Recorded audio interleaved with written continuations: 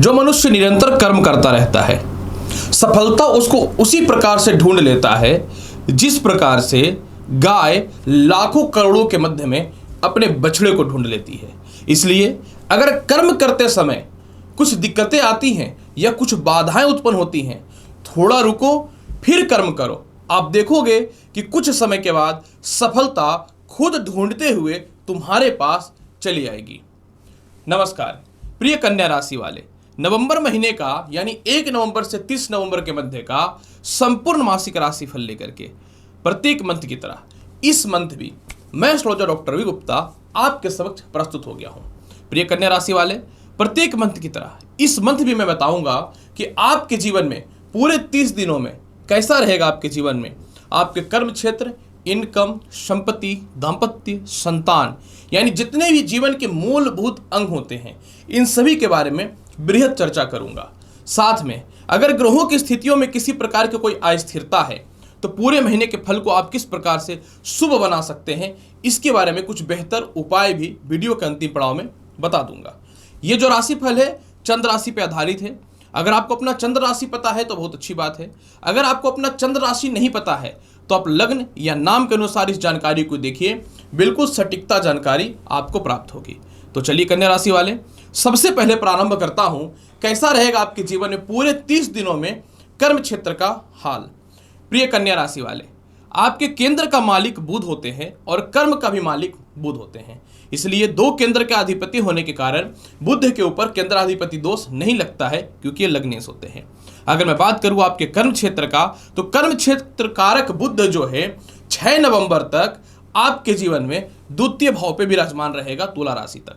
यानी तुला राशि में इनका विराजमान होना और 6 नवंबर तक बुध आदित्य योग के साथ इनका विचलन करना, यह स्पष्ट तौर पे दिखाता है कि महीने के शुरुआत से ही नए व्यवसाय और काम में सफलता के योग बनेंगे। खास करके 6 नवंबर तक जिनको ज़्यादा सैलरी के लिए व्यापार या नौकरी में परिवर्तन करना है तो उसमें लाभ के योग बनेंगे।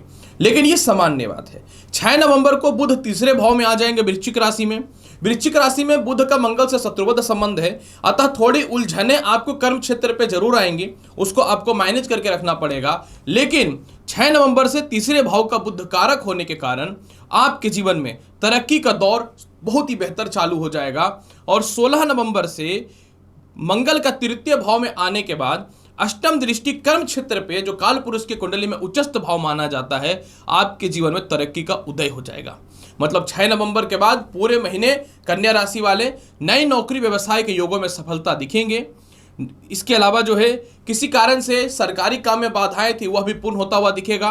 पिता से और सीनियर अधिकारियों से जबरदस्त सफलता की प्राप्ति होगी।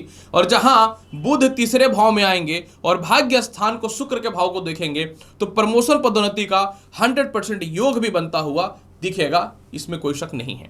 जहां तक मैं बात करूं लॉटरी सट्टा शेयर मार्केट का कर्म क्षेत्र में, तो 4 नवंबर से शनि देव मार्गी हो रहे हैं, जो आपकी कुंडली के पंचम भाव के अधिपति होते हैं। मतलब 4 नवंबर के बाद से आपके लॉटरी सट्टा शेयर मार्केट में जबरदस्त लाभ होता हुआ नजर आ रहा है।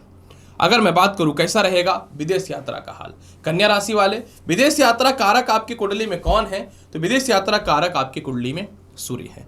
सूर्य जो है निचस्त अवस्था में 17 नवंबर तक है, जो अकॉर्डिंग एस्ट्रोलॉजी शुभ नहीं माना जाएगा। 17 नवंबर के बाद सूर्य तीसरे भाव में आएंगे। द्वादश का भाव का मालिक तीसरे भाव में जाना और शुक्र जो द्वादश भाव पर बैठ करके विदेश यात्रा को लेकर के थोड़ी सी अस्थिरता और परेशानियां उत्पन्न कर रहा है, यह लग्न भाव में 3 नवंबर से आ जाएगा।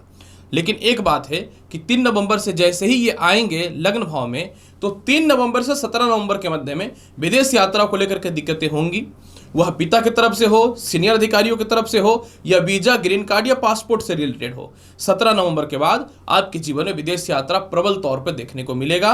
अतः विदेश यात्रा हेतु आपको 17 नवंबर तक का इंतजार करना पड़ेगा। 4 नवंबर से थोड़े थोड़े योग बनेंगे, लेकिन वास्तविकता तौर पे विदेश यात्रा से रिलेटेड जितने भी कार्यक्रम हैं आपके 17 नवंबर के ही होंगे। अगर मैं बात करूं इनकम का, देखिए मैं सीधी बात करता हूं कन्या राशि वाले, ऐसे तो आपकी कुंडली में आय कारक चंद्रमा होते हैं, जो हमेशा निरंतर जो है एक राशि से दूसरे राशि में हर 2.25 दिन में अपने आप को परिवर्तित करते हैं। धन भाव में आपके जीवन में 16 नवंबर तक मंगल और 17 नवंबर तक सूर्य का विराजमान होना, यह स्पष्ट तौर पे दिखाता है कि आपके जीवन में कुछ बेहतर है। मतलब निश्चित तौर पे 16 नवंबर तक धन में कमी नहीं रहेगा। अचानक धन की प्राप्ति के बेहतर ऑप्शन आपके जीवन में खुलना प्रारंभ हो जाएंगे। इसके बाद धन भाव पूर्ण रूपेण डिस्टर्ब होगा और क्या होगा कि आपकी कुंडली में धन भाव का कारक शुक्र जो है ये 3 नवंबर से ही नीच हो जाएंगे। मतलब 3 नवंबर से 17 नवंबर के मध्य में धन तो आएगा, थोड़ा सहने आएगा, लेकिन मैं बहुत ही क्लियर और स्पष्ट बता दूं कि आपको पूरे महीने जो है धन का बचाव करके रखना पड़ेगा, क्योंकि इस महीने धन मामले में 17 नवंबर के बाद स्ट्रगल, परेशानी देखने को मिल सकता है। तो मैं बहुत ही सीधी बात करता हूं कि आपको इस महीने मनचाहा इनकम तो नहीं मिल पाएगा, लेकिन अगर आप पैसों में बचत करते हैं और डिसीजन सही लेकर के इन्वेस्टमेंट करते हैं, या रिश्तेदारों को या भाई बहनों को या किसी को भी धन मामले में थोड़ा कम सपोर्ट करते हैं, तो आपके लिए कुछ हालात तो ठीक होंगे, क्योंकि धन भाव पे बृहस्पति की दृष्टि भी वक्री है, अतः कुछ खास धन का लाभ नहीं नजर आ रहा है। तो मेरी आपको चेतावनी है कन्या राशि वाले कि आप नवंबर महीने में पैसे बचाएं तो बचाएं।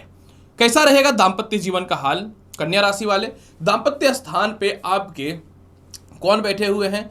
दाम्पत्य जीवन स्थान पे राहु बैठा हुआ है, और ये निश्चित तौर पे 2-3 महीने से आपके जीवन में, खास करके वैवाहिक जीवन में डिस्टर्बेंस, परेशानी और अस्थिरता पैदा कर रहा है।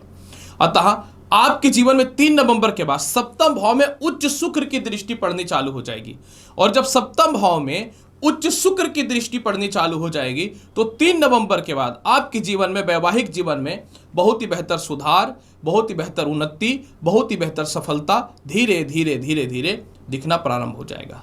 सबसे महत्वपूर्ण बात क्या है कि तीसरे भाव में सूर्य का, मंगल का और बुध का एक साथ विराजमान होना, जिनको द्वितीय विवाह करना है या विवाह को लेकर के परिवार के लोग, पिता या रिश्तेदार कोई नहीं मान रहे थे, खास करके लव मैरिज को लेकर के या द्वितीय विवाह को लेकर के मानना प्रारंभ कर देंगे, और सालों से लव रिलेशनशिप जिनका खराब था वो 4 नवंबर से तो सुधार हो जाएगा, लेकिन 17 नवंबर के बाद, हालांकि मैं जानता हूं 6 नवंबर से ही चालू हो जाएगा, प्रॉपर 17 नवंबर के बाद आपके जीवन में प्रेम से विवाह के योगों के अलावा सफलता के प्रॉपर रास्ते आपके जीवन में खुलना प्रारंभ हो जाएंगे। चलिए जानते हैं कैसा रहेगा भूमि, मकान, वाहन, संपत्ति का हाल। देखिए धनु राशि को, जो जिसके स्वामी बृहस्पति हैं और आपकी कुंडली के चतुर्थ भाव के अधिपति होते हैं, यहां पे तो बृहस्पति की सीधी दृष्टि पड़ रही है, इसमें कहीं से कोई शक नहीं है। तो क्या वाकई में इस महीने संपत्ति का लाभ है? 6 नवंबर के बाद खानदानी प्रॉपर्टी का विवाद सॉल्व हो रहा है। 6 नवंबर के बाद सरकार पक्ष से रिलेटेड किसी प्रकार की प्रॉपर्टी है या लोन है, या बहुत ज़्यादा कर्जदार हुए पड़े थे, या फिर सील होने की आवश्यकता हो पड़ी गई थी प्रॉपर्टी की, तो इन सभी चीज़ों से तो आप बच जाएंगे। लेकिन जिनको नया वाहन या नया संपत्ति परचेज करना है, आपके लिए थोड़ा सा संघर्ष और स्ट्रगल रहेगा। अतः मैं बहुत ही क्लियर और स्पष्ट बोलता हूं कन्या राशि वाले कि आप किसी भी हाल में जो है, आपको मैं बहुत ही क्लियर और स्पष्ट बताना चाहता हूं कि आप इस महीने संपत्ति लेने से पूर्व थोड़ा सा बचे, सोच समझ के संपत्ति ले। माता से थोड़ा क्लेश रहेगा इस महीने, लेकिन पिता से तालमेल बहुत ही बेहतर रहेगा। अतः धन की कमी तो नहीं होगी पिता की तरफ से या माता की तरफ से, लेकिन संपत्ति को लेकर के दिक्कतें पैदा हो सकती है। और आपको पता है कि मैं बहुत सीधी बात करता हूँ, इसलिए धन बचाना है और बिना सोचे समझे संपत्ति में इन्वेस्टमेंट नहीं करना है। कैसा रहेगा संतान पक्ष का हाल? चलिए इसके बारे में चर्चा करता हूं, और शिक्षा के मामले में भी चर्चा करूंगा। एकदम सीधी बात करूंगा। पंचम भाव पे केतु का दृष्टि था और पंचम भाव के अधिपति शनि वक्री थे। 1.5 महीने से शिक्षा का हाल बिल्कुल बेहाल था, और इसके अलावा जो है पंचम भाव संतान कारक होने के कारण संतान संबंधित उसके करियर को लेके, उसके भविष्य को लेके चिंताएं चल रही थी। प्रिय कन्या राशि वाले, 4 नवंबर को शनि हो जाएंगे मार्गी, पंचमेश मार्गी हो जाएगा अपनी राशि में, इतिहास रचने का कारक तत्व समय आ जाएगा। और 16 नवंबर से पंचम भाव में मंगल की दृष्टि भी समाप्त होगी, यानी पंचम भाव में मंगल की भली उच्च दृष्टि समाप्त होगी, लेकिन पंचमेश मजबूत हो जाएगा और केतु के अशुभ प्रभाव पंचम भाव पे कम पड़ने लगेगा। सीधी बात, 4 नवंबर से उच्च शिक्षा का लाभ है, संतान कंसीव होने से रिलेटेड गुड न्यूज मिलता हुआ दिखेगा। 3 नवंबर से द्वितीय संतान कंसीव करना, उनके लिए समय बहुत ही बेहतर है। 3 नवंबर के बाद प्रथम और द्वितीय दोनों की तरक्की है, दोनों से धन की प्राप्ति है। वैवाहिक जीवन को लेकर उनके अच्छे रिश्ते आएंगे। इसके अलावा जो है संतान के पास आप जाना चाहते हैं, संतान दूरी बनी हुई थी तो वह ठीक होते हुए नजर आएंगी। और इसके अलावा जिनको संतान कंसीव करके करते हेल्थ इशू बहुत ज़्यादा पैदा हो रहा था, उसमें सुधार होता हुआ भी दिखेगा। और जिनके कह सकता हूँ शिक्षा के मामले में विदेश में जाकर पढ़ाई करना है या अच्छे कॉलेजेस में एडमिशन वगैरह करानी है, तो उनके लिए भी समय बहुत ही अच्छा है। खास करके जिनका इंटरव्यू और रिजल्ट किसी भी प्रकार का कोई आने वाला, तो आपको इस मामले में सफलता की प्राप्ति 100% हो रही है। स्वास्थ्य की बात मैं करूं, एकदम सीधी बात मैं करता हूं, 3 नवंबर के बाद हेडेक, दांतों से रिलेटेड थोड़ी सी समस्या और पेट से रिलेटेड समस्याएं आपके जीवन में खड़ी होंगी। अतः और हेयर फॉल और थोड़ा सा कह सकता हूं फेस में मॉइस्चराइजर का ज़्यादा प्रयोग करें, हो सकता है कि स्किन थोड़ा सा चेहरे में फोड़े फुंसी आ जाए।